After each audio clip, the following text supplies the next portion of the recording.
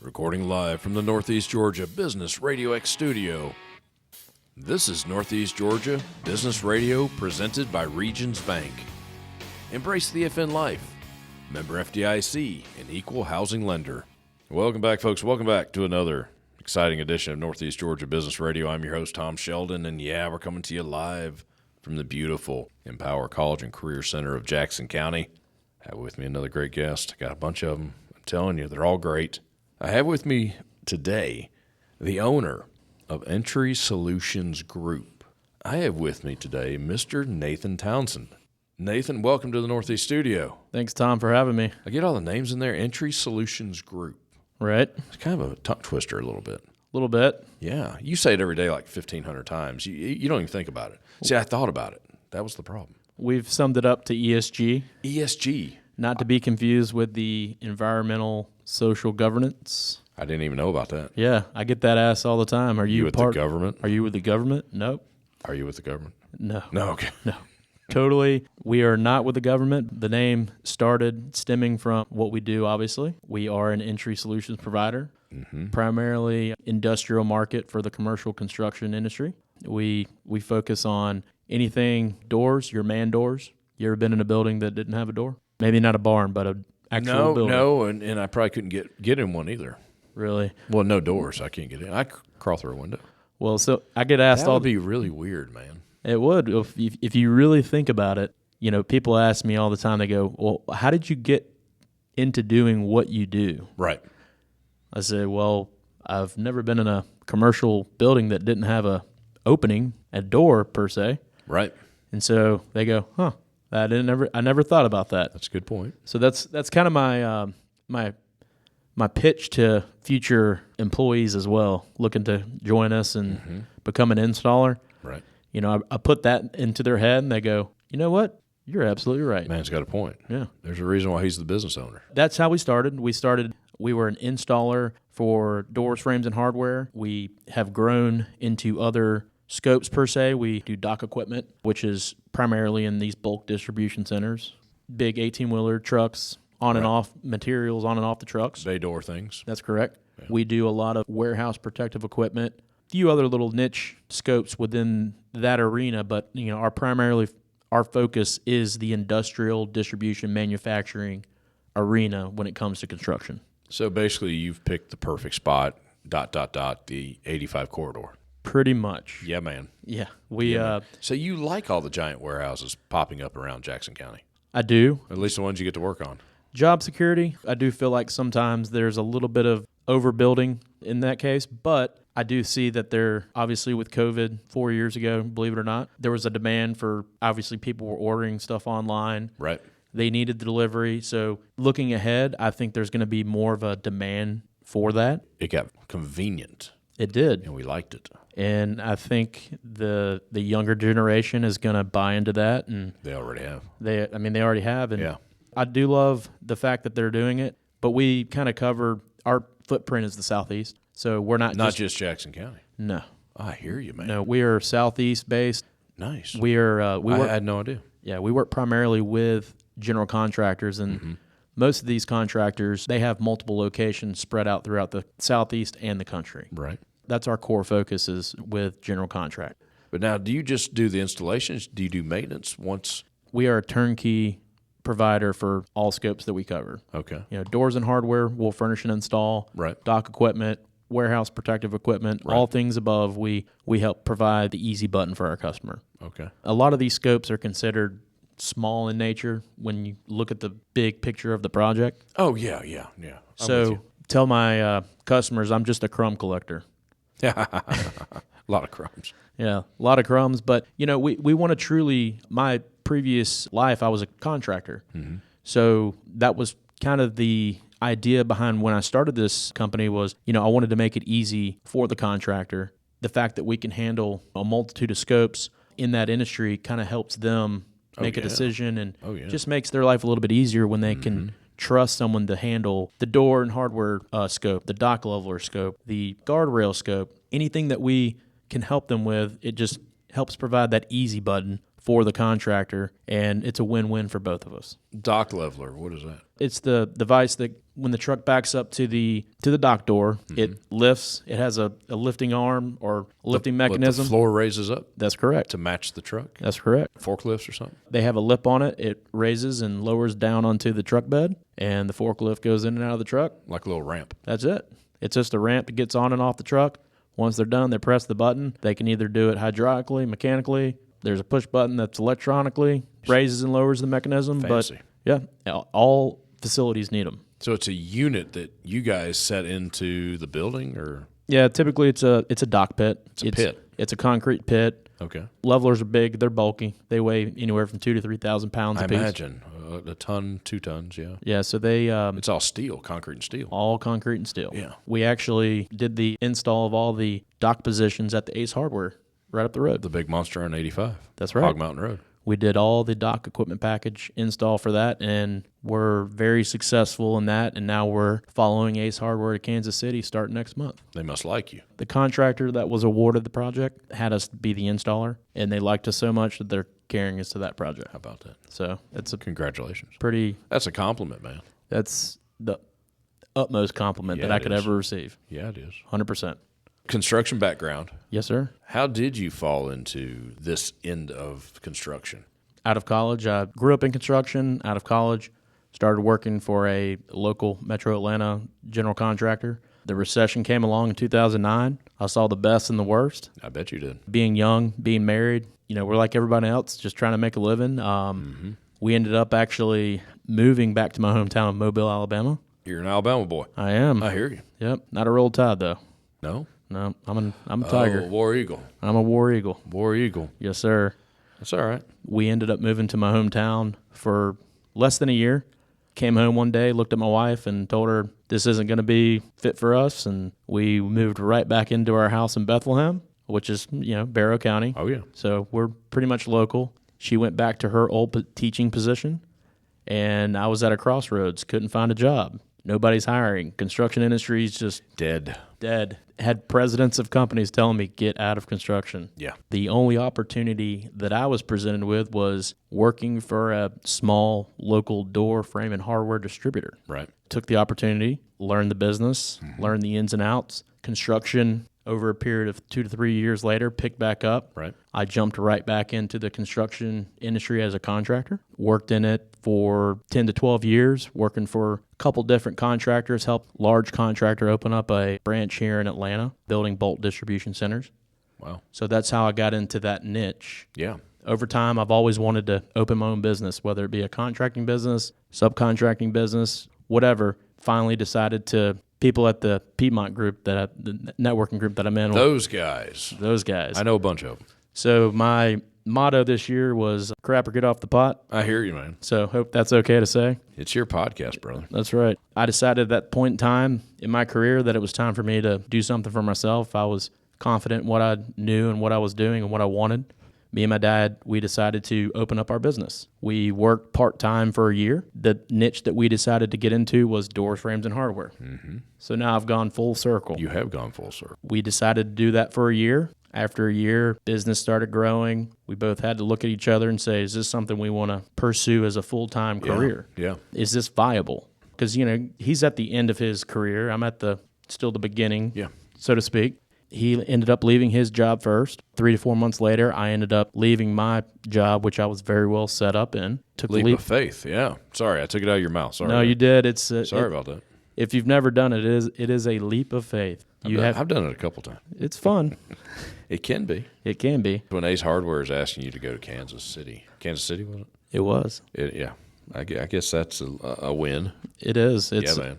I'll take the small wins. In business. Take every win you can. Yeah. Every size. In business, a lot of people think that your success happens overnight. They only look at what you see on LinkedIn. Oh, yeah. Maybe Facebook, if that's your avenue. The new truck you're driving. Yeah, the new truck you're driving. Yeah. But behind the scenes, it's hard. There's been a couple times during the course of this 4 years where you look at yourself in the mirror and say, what am I doing? Oh, yeah. But at the end of the day, you know what your goals are. You take all the small wins, you take the small losses, you learn from them, and you keep forging ahead. Well, that's just it, Nathan. Just like you just said, we don't lose, we learn. Yeah. We win and we learn. That's right. What I would consider successful, we've got 12 to 15 employees that work for us full time that we have to constantly keep busy week in and week out. We move along the southeast, just like I told you. Yeah. So we're anywhere. I've got guys this week. They're in Savannah. Nice. I've got guys here in Metro Atlanta. I've got guys down in LaGrange. Last week we were in Virginia. So, I mean, there's not too many points that we haven't hit in the southeast. That's awesome, man. So we really pride ourselves, though, on quality. We're not the biggest, but we are going to stand by what we do, and we're going to deliver a very high-quality project. Is it super competitive, that industry? It's a niche. Well, it can still be competitive. There is competition, and people ask me all the time, who's your competition? I know who they are, but I don't keep up with what they do. I always answered that with no one. I came from a very competitive, super competitive industry. Okay. And so-and-so's your competitor. No, they're not. They're not. They're not me. Right. That's not arrogant. It is arrogant, but if you back it up, I don't think it's arrogant. I don't have competition. Right. I got more work than I can handle. You got guys around all over the southeast. You got a lot of work. You're handling it. That's right. You don't have any competition. That's right. No competition. We are solely a customer focused company. These guys come to us. They want us to provide that easy button. Yeah. And how we do different. You know, people always talk, how are you unique? What makes you unique? That's always the catchphrase. Well, we are unique. You do what you say. We do what we say we're going to do. That's half of it. We provide daily reports on all of our projects, which are transparency. Right. We follow up. If we did anything that's an error on our part, we fix it. We own it. Yeah. So we want the accountability. We want that. And that's part of why I started what I was doing. I wasn't getting that as a contractor. Right. You know, you had to chase people around. You had to find out where they were. It's just a constant, you're constantly babysitting. And so that's why I started what I do. I wanted to be different. I wanted to provide a service that was truly different than the experience that I was getting. Nothing wrong with that, man. No, absolutely. I would imagine along the way you've made some great partners, some great community partners. You mentioned Piedmont Group. Great community partners are what the studio thrives on. One of our great community partners is Leather and Lace Coffee and Company. They specialize in barrel-aged coffee beans. Actually, Leather and Lace artisan roasts all their coffees. Along with coffee roasting, they are a full-service corporate event and exceptional occasion catering company. Based in Brazelton, Georgia, Leather and Lace serves Atlanta Metro and Northeast Georgia area. Visit leatherlacecoffeecompany.com for all the details. And while you're at it, visit our new website, negabrx.com, to see all our great community partners. Nathan, you still there? Yes, sir. You didn't run off on me? No, we're still here. Man, I got bills to pay, man. Oh, absolutely. You know about that. The bigger you get, the more you got. Across this country, maybe even the world, I hear business leaders, business owners, all sizes, biggest to the smallest. I can't get help. Or the help I get, they don't stick around. So revolving door is the catchphrase. Where are you at on that? Are you developing talent? Can you do that? We are in a much better spot than we were 2 years ago. Not many people can say that. 2 years ago, I would say the majority, we were all in the same boat. Didn't matter if you had a business for 40 years or 2 years, 3 years. Yeah. Talent just wasn't there. Nobody's working. Mm-hmm. What I'm starting to see is right now there is talent out there in the market. It's hard to find, but when you do, it's how you develop them, make them understand this is what we want, this is our expectation, and how you train them and bring them up throughout your industry. Mm-hmm. My biggest compliment, and I tell these guys all the time, our guys that we hire, new guys, compliment I could ever have would be for you to, if you decided to leave here to better yourself, for whatever reason, you now have something you can put on a resume and you can use me as a reference, and I'll be glad to refer you and do that for your entire career. Mm-hmm. That's the biggest compliment I could ever have. Yeah, be proud that they worked for you. Right. Yeah. But as far as just the workforce itself, I feel like the marketplace, it's still a little slow. How you find it, I feel like the local communities are trying to do a better job at getting people exposed to employers, especially in the trades industry. Yeah. Over the next 10 years, I'm hoping that gets a lot better, and we can actually start to see some results from some of these trade schools. There's one that's starting off Highway 29, plumbing group that's starting it. Do you know their? Yeah, I do, actually. The Trades Education Center. That is, I think so. Yeah, my buddies Chris Griffin, Keith Dorton, and Tim Davis. Good guys. Just recently I heard that they were starting a program here in the Jefferson area. Yes. And It's going to be awesome. It already is, actually. Pretty exciting to hear that, and I'm hoping that more opportunities are available for other trades, because right now I think they're solely focused on the plumbing. They are. Maybe the electrical, but they're looking to expand it. And so, I reached out to those guys and really said, hey, if you look to expand or get into other things, please let me know. I want to get involved. Right. For me, the best talent that you could ever recruit is young. But the younger guys, they need to understand that there is potential as a career for a trade. And the younger you can get them and instill those values and the work ethic and all the things that go along with learning a trade, the better you can help bring them up within your company. The hardest thing I see is we just don't have that opportunity to go to these local trade schools and actually do like a career fair or some sort of mentorship program where you can go in, promote your company, do some recruiting. We go to the Lanier Tech, the Barrow campus? Mm-hmm. I go there and meet with their welding program. I try to go every other month. It's worked out. That's good news. It has. I've gone to their night classes, talked to them. It would be really nice if they offered some sort of like a career fair where you go in, you set up just like you would at college. Mm-hmm. Companies go to colleges all the time to recruit.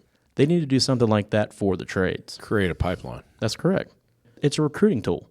They're doing their job by training these young adults or adults. Mm-hmm. But what I feel like they're not doing is a good job at placing them. Right. That's the tough part. They're really good about getting you in. That's what they need to get better at. I just feel like maybe there are some of those opportunities out there. I'm just not pertinent to them. But the best way for us to find new talent is word of mouth. Yeah. Existing or current employees. Yeah. They help us with that. We do incentivize our employees to a potential candidate. We hire them. We give them some sort of bonus for finding recruiting tool. Yeah, man. Yeah. So we try to do things a little different. We're not much different, but you've got to do those things. You've got to be able to find ways to attract new talent. Right. Because at the end of the day, these young guys, they're not on LinkedIn. They're not networking. No, they're not there yet. How are they finding out about you, a company? Yeah. So there's really not a resource for that other than word of mouth. Hey, I've got a buddy who knows somebody who you can call. That's the avenue, and it's been like that forever.